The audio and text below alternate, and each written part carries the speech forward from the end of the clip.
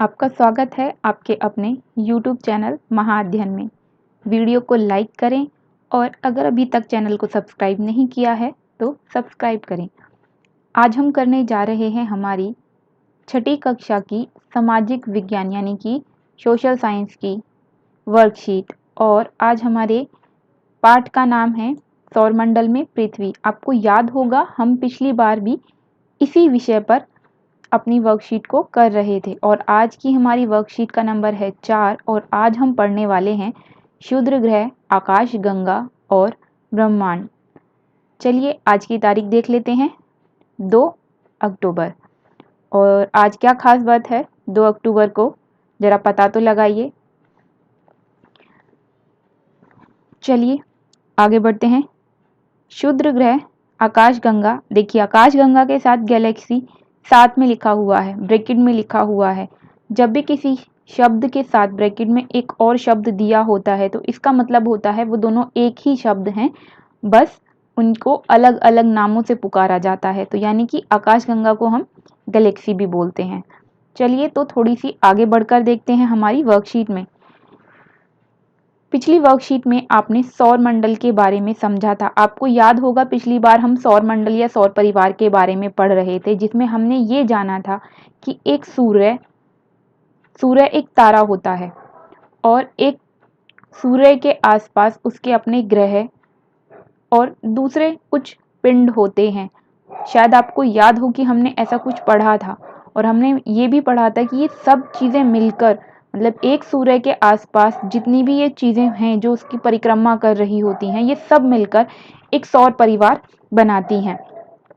आज जानते हैं इससे भी थोड़ी से आगे के बारे में। इससे आगे का किस्सा क्या है।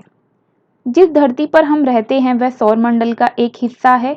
ये हम जानते ही हैं, हम पृथ्वी पर रहते हैं और पृथ्वी सौरमंडल का एक हिस्सा है। सौरमंडल ब्रह्मांड का हिस्सा है। देखिए यहाँ पर कितनी खास बात बताई गई है कि जैसे हमारी पृथ्वी सौरमंडल सौर परिवार का हिस्सा है, बिल्कुल उसी तरीके से सौर परिवार ब्रह्मांड का हिस्सा है। तो आज जानते हैं कि ब्रह्मांड क्या है।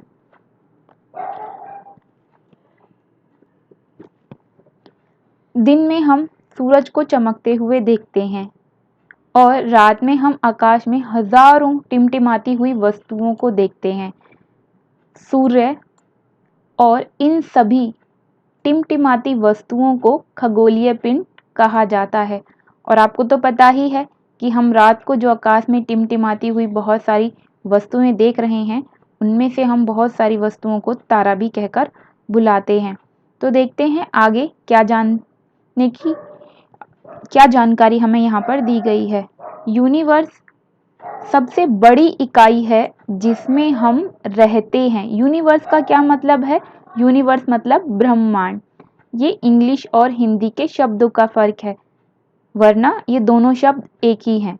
तो ब्रह्मांड सबसे बड़ी इकाई है जिसमें हम रहते हैं। यह सभी गैलेक्सी का एक संग्रह है और अभी अभी हमने पढ़ा था गैलेक्सी मतलब आकाशगंगा, ये एक ही शब्द हैं। गैलेक्सी को एक ऐसी इकाई के रूप में माना जाता है जिसमें अरबों सितारे, धूल के बादल, गैसें, क्षुद्र ग्रह, उल्कापिंड और अन्य खगोलीय पिंड शामिल हैं।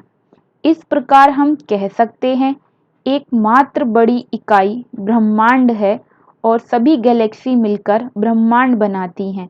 आकाश में तारों का सफ़ेद चमकता हुआ मार्ग मिल्की वे गैलेक्सी कहलाता है और इसे हम आकाशगंगा के नाम से जानते हैं।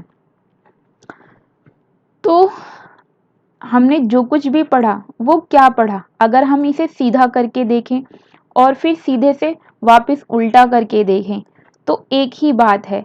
देखिए इसमें हमें क्या बताया गया, हमें इसमें बताया गया कि एक सूर्य है, सूर्य के आसपास एक पूरा मंडल है जिसमें पृथ्वी, तारे, माफ़ी चाहती हूँ, पृथ्वी, उसके ग्रह और दूसरे खगोलीय पिंड शामिल हैं और ये सब मिलकर एक सौरमंडल या एक सूर्य परिवार बनाते हैं। और ऐसे कई सूर्य परिवार मिलकर गैलेक्सी बनाते हैं जिसे हम आकाशगंगा कहते हैं। और ऐसी बहुत सारी आकाशगंगाएं मिलकर यूनिवर्स यानी कि ब्रह्मांड बनाती हैं। तो आप इसका सीक्वेंस याद रखेंगे। सबसे पहले हमारा सूर्य है जो हमारे जो केंद्र में है हमारे लिए, जिस पर हम जिसके परिवार में हम शामिल हैं। तो सूर्य के परिवार का एक सदस्य पृथ्वी है जिस पर हम रहते हैं, और ये पूरा एक परिवार है। और इस परिवार में पृथ्वी के अलावा भी बहुत सारे सदस्य हैं, जिसमें हमने ग्रहों के बारे में पढ़ा था और कुछ दूसरे खगोलीय पिंडों के बारे में पढ़ा था। एक सौर मंडल बन गया एक सूर्य से, या एक सौर परिवार बन गया सूर्य से, और इसी तरह बहुत सारे सौर मंडलों से मिलकर या सौर परिवारों से मिलकर गैलेक्सी बनती है। उसमें बहुत सारे ऐसे सौर मंडल या सौर परिवार होते हैं, और इसी तरह की बहुत सारी गैलेक्सी यानी कि आकाश गंगाओं से मिलकर बनता है हमारा ब्रह्मांड। इसको अगर हम और बहुत बड़ा कर दें, बहुत बड़ा, ये तो छोटे छोटे गोले में यहाँ पर तुम्हारे लिए बना पा रही हूँ, लेकिन ये बहुत बड़ा है और बहुत सारी गैलेक्सियां मिलकर बनाती हैं एक ब्रह्मांड यानी कि यूनिवर्स। तो आप सोच के देखिए कि यूनिवर्स कितना बड़ा है, हमारी कल्पना से भी कई गुना बड़ा। तो चलिए आगे बढ़ते हैं, देखें तो सही हमारी वर्कशीट अभी हमें और क्या क्या बता रही है। इस तस्वीर के माध्यम से हम आसानी से समझ सकते हैं कि ब्रह्मांड में क्या निहित है। निहित का मतलब ब्रह्मांड में क्या क्या शामिल है। इससे स्पष्ट है कि केवल एक ब्रह्मांड है और जो कुछ भी मौजूद है वह इस ब्रह्मांड में ही मौजूद है। यानी कि जो कुछ भी हम बात करते हैं ना यूनिवर्स, और हम सोचते हैं यूनिवर्स बहुत कोई छोटी चीज़ है। कई बार हम इस बात पर ध्यान ही नहीं देते कि जब हम विश्व शब्द का, यूनिवर्स शब्द का इस्तेमाल कर रहे हैं तो ये कितनी बड़ी चीज़ है। ये उतनी बड़ी चीज़ है जितनी बड़ी हमारी कल्पना भी शायद नहीं है। बहुत बड़ी है ब्रह्मांड की संकल्पना या कल्पना। ब्रह्मांड अपने आप में एक बहुत बड़ी चीज़ है। तो चलिए आगे बढ़ते हैं और कुछ जानने की कोशिश करते हैं। उससे पहले आप इस चित्र की तरफ ज़रूर देख लें। आपको ये चित्र दिखाई दे रहे हैं, ये वाला भी और ये वाला भी। और देखिए इसमें हमें कुछ चीज़ें क्लियर नहीं है, लेकिन इसमें आपको ये बताया गया है कि किस तरीके से ये सब चीज़ें मिलकर एक यूनिवर्स बना रही हैं। जो आपके लेफ्ट हैंड की तरफ एक छोटी सी पिक्चर दी गई है, आप उस पिक्चर की तरफ देखिए। आप अपनी छठी कक्षा की भूगोल की किताब को उठाइए, उसका पहला पार्ट निकालिए और उस पहले पार्ट में आपको ये पिक्चर जहाँ पर आपके प्रश्न उत्तर दिए गए हैं वहाँ पर मिलेगी। और उसमें आप देखेंगे कि यहाँ जो ये बीच में बिल्कुल छोटी सी लड़की जैसा कुछ बना हुआ है, इसके ठीक नीचे लिखा हुआ है अर्थ यानी कि पृथ्वी।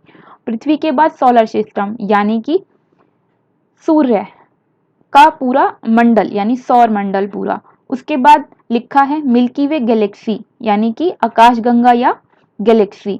और उसके बाद लिखा है यूनिवर्स, जो मैंने अभी अभी आपको यहाँ पर इन गोलों के माध्यम से समझाने की कोशिश की थी। मैं एक बार फिर से रिपीट करती हूँ ताकि आपको ये अच्छे से याद रहे। हम रहते हैं पृथ्वी पर। पृथ्वी सूर्य के परिवार का हिस्सा है, सूर्य का परिवार गैलेक्सी का हिस्सा है और गैलेक्सी यूनिवर्स का हिस्सा है। अब आप इसे याद रखिएगा, मैं आपकी सुविधा के लिए इन्हें कई बार रिपीट कर चुकी हूँ। तो चलो आगे बढ़ते हैं, कुछ और इम्पोर्टेंट जानकारी लेते हैं। यहाँ पर बताया गया है सितारों, ग्रहों और उपग्रहों के अलावा ब्रह्मांड में कई छोटे खगोलीय पिंड भी हैं। अब हम देखते हैं यहाँ पे छोटे खगोलीय पिंडों की बात की गई है। ये होते क्या हैं? ये होते हैं वो जो सूर्य की परिक्रमा भी करते हैं। इन्हें क्षुद्र ग्रह भी कहा जाता है। तो खगोलीय पिंडों को हम, छोटे खगोलीय पिंडों को हम क्षुद्र ग्रह भी कहते हैं। और ये मंगल और बृहस्पति की कक्षाओं के बीच में पाए जाते हैं। मंगल और बृहस्पति क्या है? आपको याद है ना, हमने ग्रहों के बारे में पढ़ा था जो सूर्य की परिक्रमा करते रहते हैं हमारी पृथ्वी की ही तरह लगातार। उन्हीं में हमने मंगल और बृहस्पति का नाम भी पढ़ा था। तो मंगल और बृहस्पति की कक्षाओं का क्या मतलब है? मान के चलिए कि ये है आपका मंगल ग्रह। मंगल ग्रह और मंगल ग्रह के आसपास इस तरीके से जो संरचना है जिसमें कुछ पिंड लगातार उसके आसपास घूमते रहते हैं।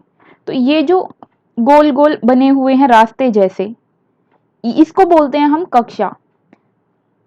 मैं उम्मीद करती हूँ आपको ये समझ में आया होगा। उसके आगे बढ़े, सबसे बड़ा क्षुद्र ग्रह सेरेस, ये एक इम्पॉर्टेंट जानकारी है जो आपको याद रखनी है कि सबसे बड़ा क्षुद्र ग्रह का नाम पूछा जाए तो सेरेस। आपको याद है हमने पिछली वर्कशीट में सबसे बड़े ग्रह का नाम भी पढ़ा था।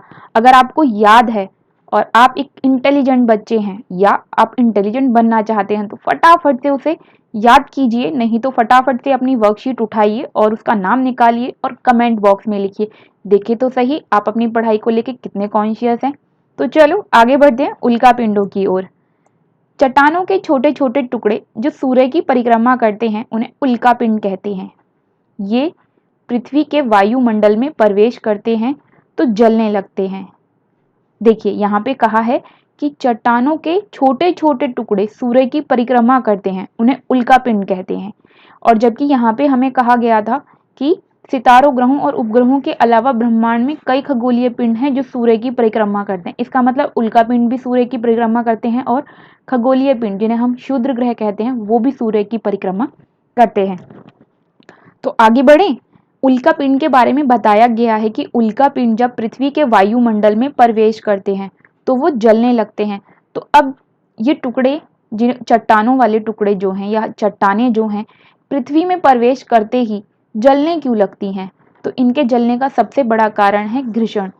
और जैसे ही ये वायुमंडल में आते हैं, वायुमंडल के संपर्क में आते हैं, तो इनकी गति के कारण इनके ऊपर घर्षण होता है।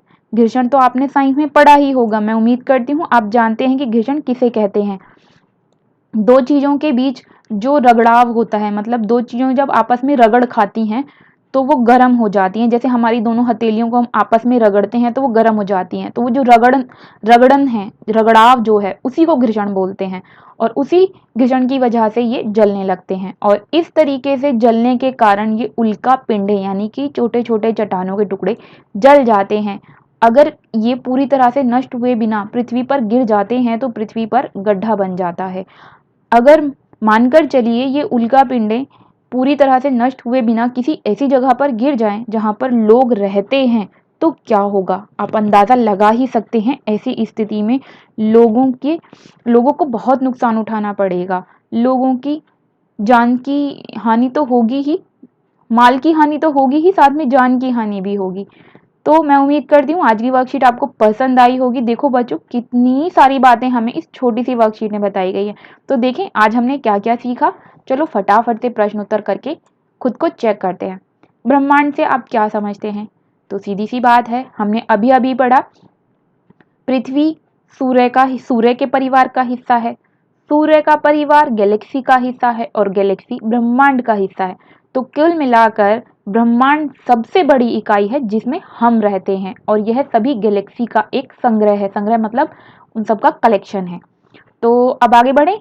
अब अभी अभी हमने कहा यहाँ पे गैलेक्सी का संग्रह है, तो अब हमारे प्रश्न ने हमसे यही पूछ लिया कि गैलेक्सी किसे कहते हैं। तो अभी अभी हमने जाना ही गैलेक्सी को एक ऐसी इकाई के रूप में माना जाता है जिसमें अरबों सितारे, धूल के बादल, गैसें, क्षुद्र ग्रह, उल्का पिंड और अन्य खगोलीय पिंड शामिल हैं। तो चलिए आगे बढ़ते हैं प्रश्न 3 की ओर। क्षुद्र ग्रह डैश और डैश की कक्षाओं के बीच में पाए जाते हैं और अभी अभी हमने पढ़ा था किसके कौन कौन से दो ग्रहों की कक्षा में पाए जाते हैं। तो वो था हमारा पहला मंगल और दूसरा बृहस्पति। तो प्यारे बच्चों चौथे प्रश्न की ओर बढ़ते हैं और यहाँ पर इन्होंने हमें कहा है कि कल्पना करो अगर कोई उल्का पिंड पृथ्वी से टकरा जाए तो क्या होगा। सोचो अगर कोई उल्का पिंड यानी कि बड़ी सी चट्टान या छोटी छोटी चट्टानें पृथ्वी से टकराएंगी तो क्या होगा। हमने अभी अभी इस बात को जाना ही कि अगर वो पृथ्वी से टकरा जाती हैं, पूरी तरह खत्म नहीं होती हैं और पृथ्वी पर गिर जाती हैं तो लोगों को बहुत नुकसान होगा। तो हमने इसका उत्तर लिखा है कि अगर कोई उल्का पिंड पृथ्वी से टकरा जाएगा तो पृथ्वी पर भारी तबाही हो सकती है। इसके कारण जन और धन दोनों की हानि हो सकती है। तो प्यारे बच्चों बिल्कुल मत भूलना पृथ्वी का सबसे सूर्य की परिक्रमा करने वाले ग्रहों में सबसे बड़े ग्रह का नाम आपको पता करके फटाफट से कमेंट बॉक्स में लिखना है। और आपको ये वीडियो पसंद आई तो वीडियो को लाइक करना बिल्कुल ना भूलें। अगर चैनल को अब तक सब्सक्राइब नहीं किया है तो फटाफट कर दें। आपकी वीडियो के नीचे ऐसा एक निशान होगा जिस पर लिखा होगा सब्सक्राइब, अगर वो रेड कलर का है तो मतलब चैनल अभी तक आपने सब्सक्राइब नहीं किया है। तो फटाफट से उसको क्लिक करें और सब्सक्राइब कर लें और नोटिफिकेशन के लिए बेल आइकन को दबाएं ताकि सबसे पहले वीडियो आपको मिले। Thank you.